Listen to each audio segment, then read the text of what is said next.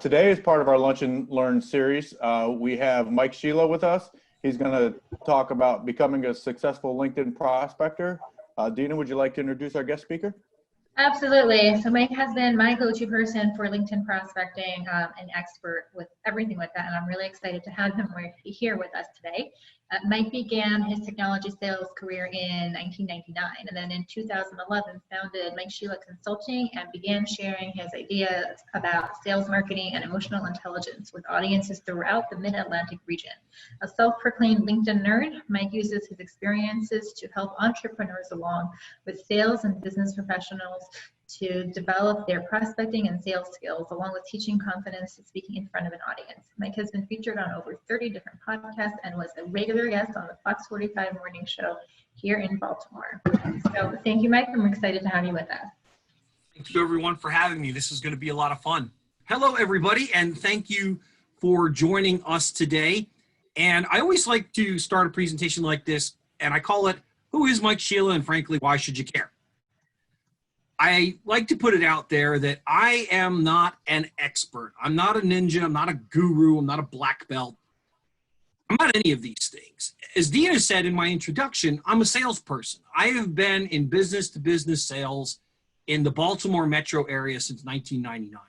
And most of that has been around technology, telecom service, telephone equipment, IT strategy, cloud computing, all of those things.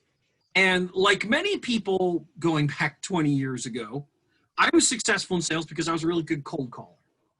And particularly, I was good on the phone.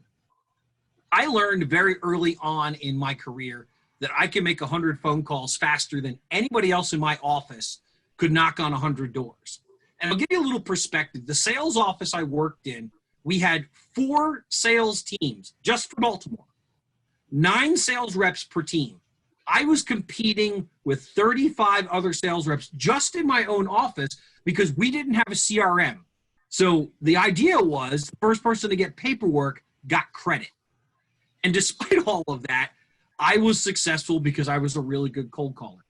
And right around, call it 2004, 2005, cold calling had almost come to a complete screaming halt for businesses. And the main reason for that is voicemail and caller ID. Decision makers could now tell who was calling them, and they didn't have to take your message. And that made it really hard. And a friend of mine from college actually sent me a connection invite to LinkedIn right around the same time. And LinkedIn was still pretty new back then. And most people didn't know how to use it. I was one of those. I built a terrible web page. I had typos on it. I had links on it that didn't work. And I really wasn't using the platform. But the more I researched my clients, the more I wanted to figure out ways to get in front of them, I kept getting pulled to LinkedIn. And because of that, I became a really successful salesperson. I was able to transition away from the smile and dial mentality, and I was able to set up more strategic meetings with my clients. Here's what we're going to go through over the next 20 minutes.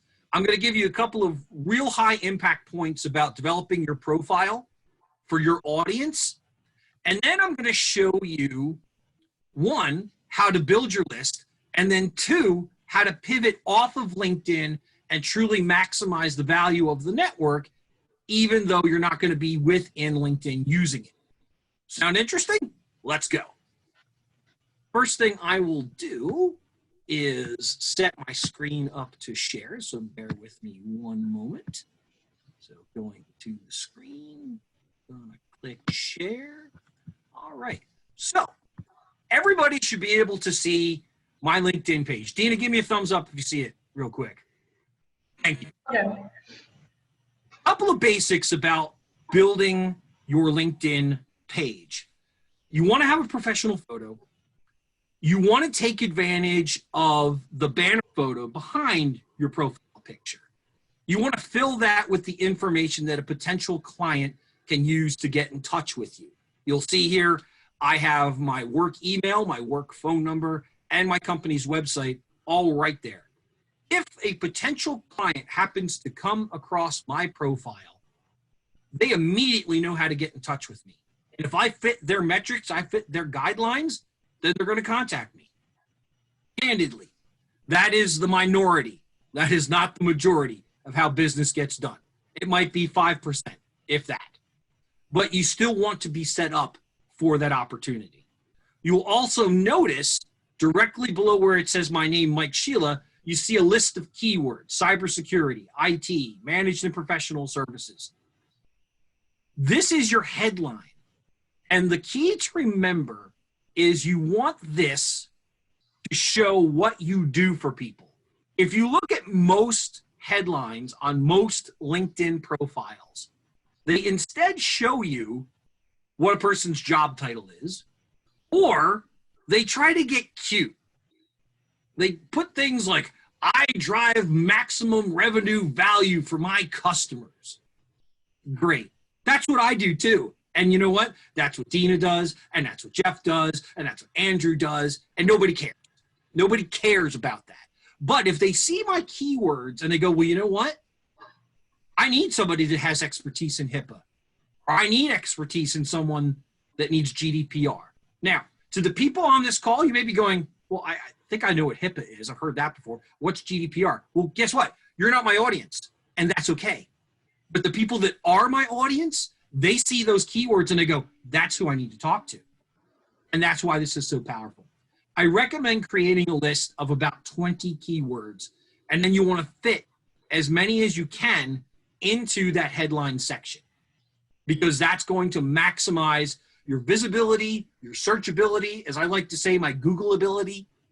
You want to make it easy for a prospect to find you. And when they do land on your page, you want them to know how to get in touch with you. That's the basics. Do all that right there, and you'll be a lot more successful using LinkedIn. Now let's talk a little bit about the secret sauce. Mike, before we pivot, can we jump in with a quick question? Absolutely. So you mentioned 20. There it looks like you've got, quick count, 10. So how many do you want to actually try to fit in there so it doesn't look too cluttered or too much, just for the general person who's going to take some of this actionable advice? I love that question. Here's why you want to create a list of 20. You're right. You can't fit 20 in there unless they're really small words. That section is based on a number of characters, not a number of words. What you want to do is force yourself to think like your client. If I were my client, what words would I search for?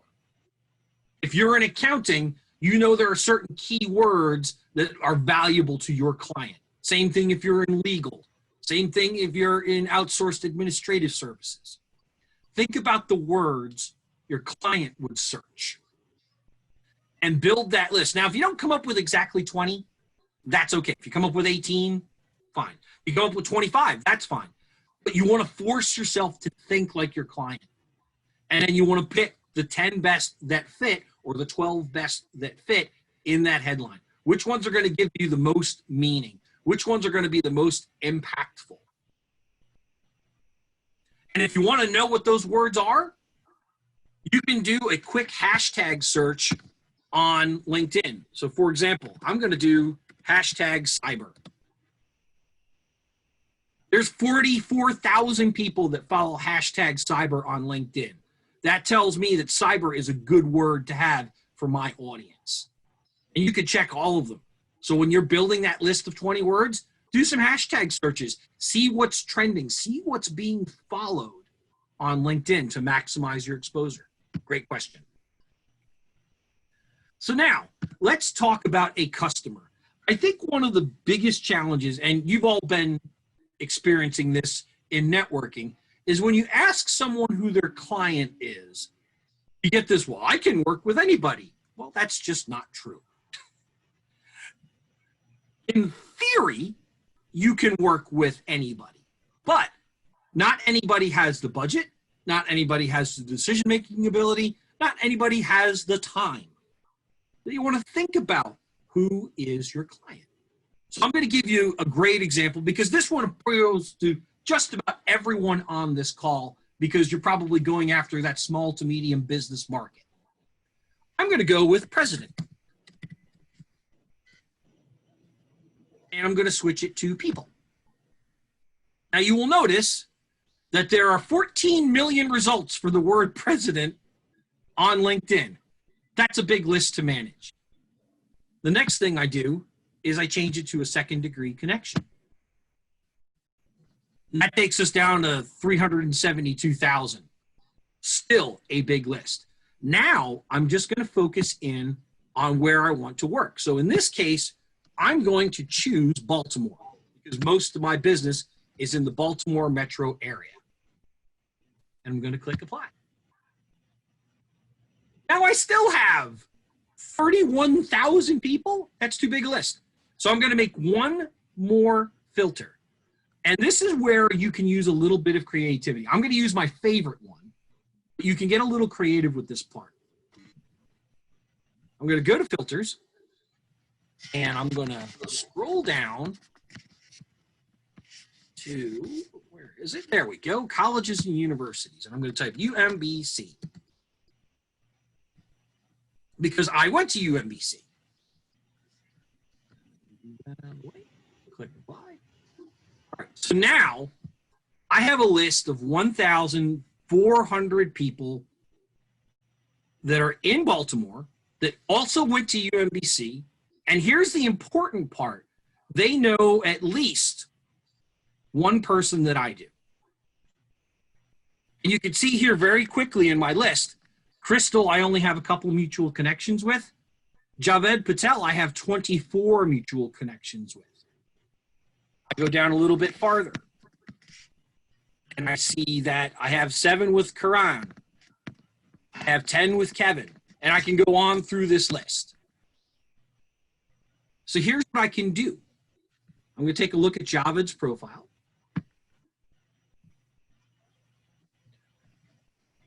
I know that I also went to UMBC. I'm going to take a look at my mutual connections. Some of these people I naturally know better than others.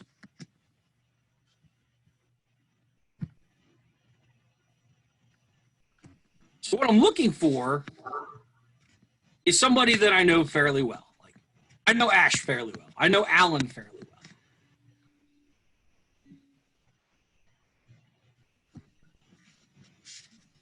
Keith Scott very well. So my next step would be to reach out to this contact through LinkedIn and then mention Keith Scott. Now, there are a number of ways that I can do that. And I'll show you those real quick. As it shows here, I can use the More button and I can send Javed a message. Now, just to qualify, everything I've shown you up until this point, you can do on LinkedIn for free. You don't need a paid account. You don't need a premium account. You don't need Sales Navigator. I'm using Sales Navigator right now to identify some of the features that they've added recently. But everything I showed you, the content filtering, the searching, all of that is on the free platform. Now with Mr. Patel, I would have to use one of my in-mail messages to get in touch with him. There are a couple of other ways that I can get in touch with him. I can go through those mutual connections and I can ask for an introduction. So if Javed is somebody I'm really keen on connecting with, I have 26 opportunities to ask someone to help me. There's 2 ways to go about that. I can find the 1 or 2 that I know really well and ask them to make the introductions, or I can ask all 26 and see how many agree to do it. Again, depending on the client, how they fit into your target customer base will determine how aggressive you go after them. Now, if I go back to my original list, we're going to learn a couple of interesting things. And I will go to my next page. All right. So tell right here, notice she has a gold logo next to her name. If I go to her profile and then I click the More button and I click the message, see down here in the corner, it says it's a free message on LinkedIn. If you look for gold logos, again, you can do this on the free platform. You don't have to have a paid account for this to work. you can message people that have gold logos. It's unlimited. There's no cap on how many of those you do a month. You have about an 80% success rate. And here's why I say that. That is a feature that Cattell could decide to turn off if she did not want people messaging her. But most people that have the gold logo, you can message for free. And then there is another method where if you share a group with someone, if you use LinkedIn groups, you can send up to 15 messages for free using a LinkedIn group. Now, everything that I've just presented, if any of you have ever seen my trainings before, you're going, Mike, this is the same stuff you've been saying for years. And that is 100% true. Now, I'm going to show you a big pivot that I have made just in the last year that I've used to enhance my searching. A couple months ago, I did a presentation like this, and a member of my audience said, well, Mike, why wouldn't I just directly message people through Sales Navigator, use the messaging system? It's highly efficient. And I said, that is a method. Here is what I have learned. Over 50% of people that have a LinkedIn profile don't check their profile at least once a month. If you've done any kind of prospecting on LinkedIn, you know that. So if you send them a message through LinkedIn, they might not see it until a month from now, 2 months from now, 3 months from now. They might not see it at all. It might just get buried and forgotten. That poses a challenge. I want to get in front of people. So I started using a program called Rocket Reach. Now, like every service out there, there's a free version and there's a paid version. I am using a paid version. It costs me $25 a month, and it gives me 75 client credentials every month. Let me show you how that works. Let's go with Dustin here. I want to know who Dustin is. I grab a copy of his URL from right here at the top of the screen, go over to the Rocket Reach feature. I now click the paste button, hit enter.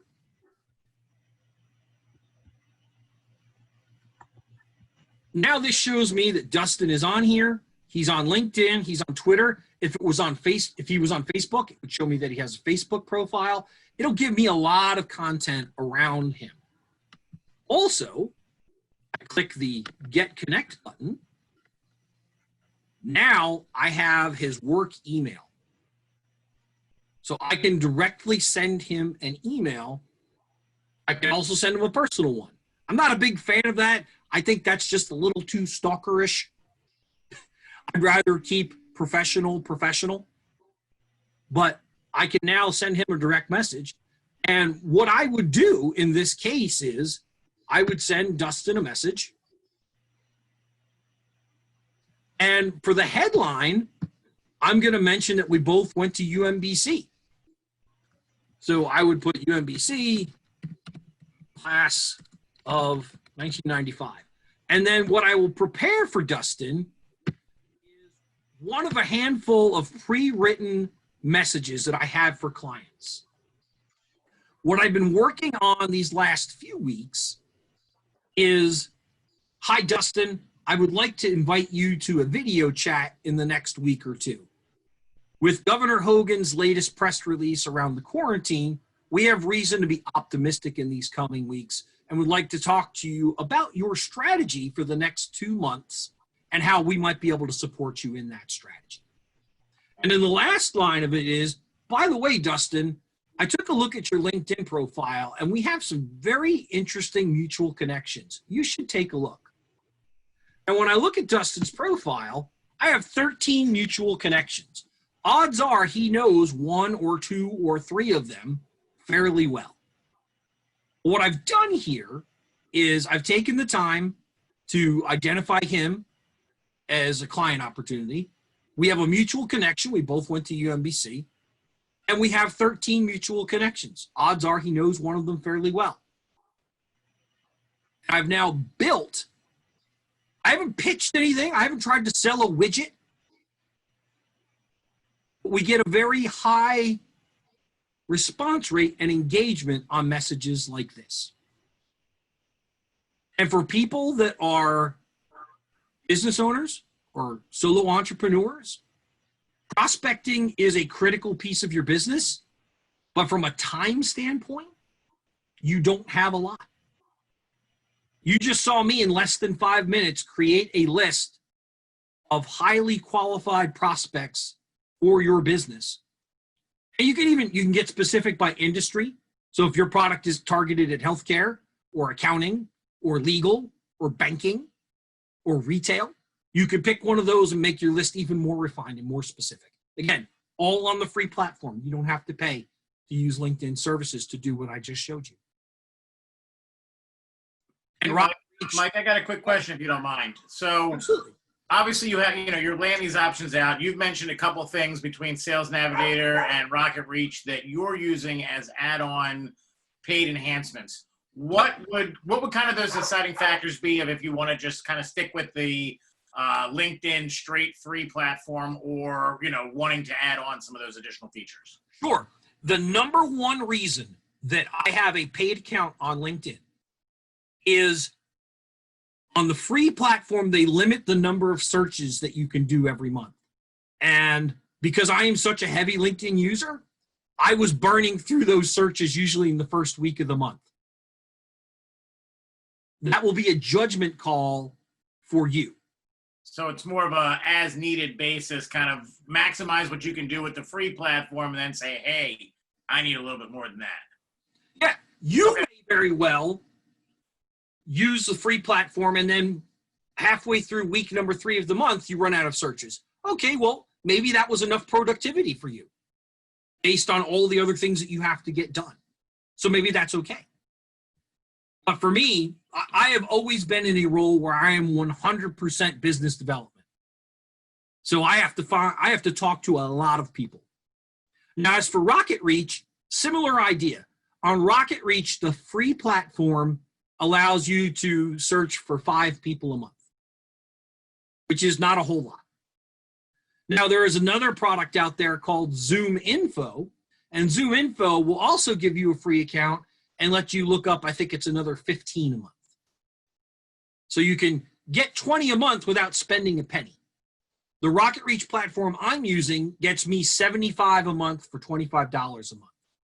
So I'm spending less than $300 a year, and I'll earn that back on the first sale I get. Plus, that's, an average sale for me is about $1,000 a month in revenue. So I earn that back on the first sale. Makes sense. Appreciate that. Absolutely. Mike, real quick, piggybacking off that, is Rocket Reach, does the content and that you get out of those searches similar to Zoom Info? Because I've heard that Zoom Info gives you really good, accurate contact information. Great question. Zoom Info has about a 95% accuracy rate, and Rocket Reach is around 70. Where are they getting the information from? Do we need to be concerned that we are violating people's privacy? Well, they're both established professional businesses that have not been sued. So I have to assume they are getting their information through vetted and approved resources. They've both been around for a long time.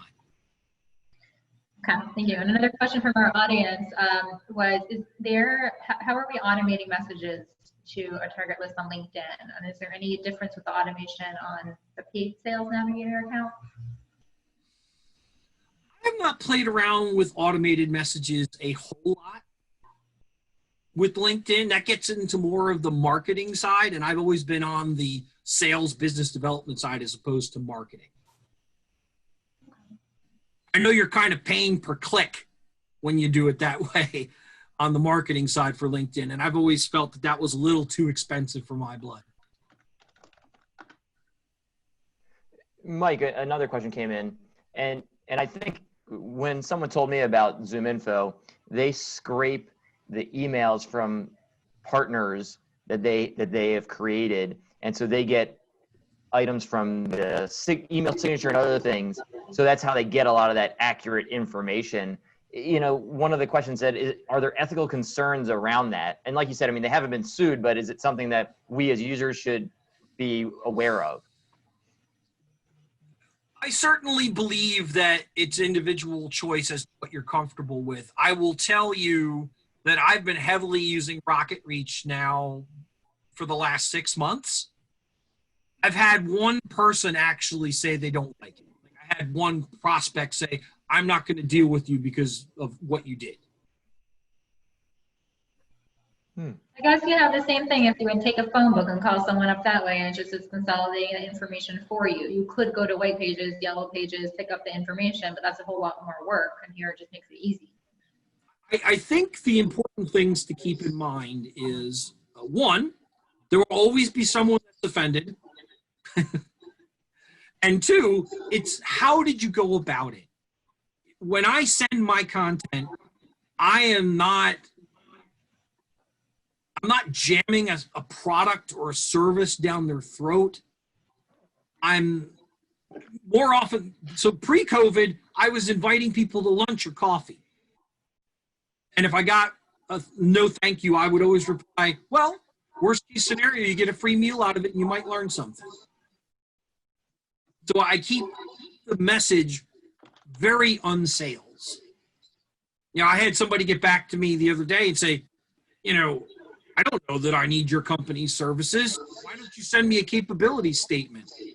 And I responded to him. I said, I don't know that you need services either.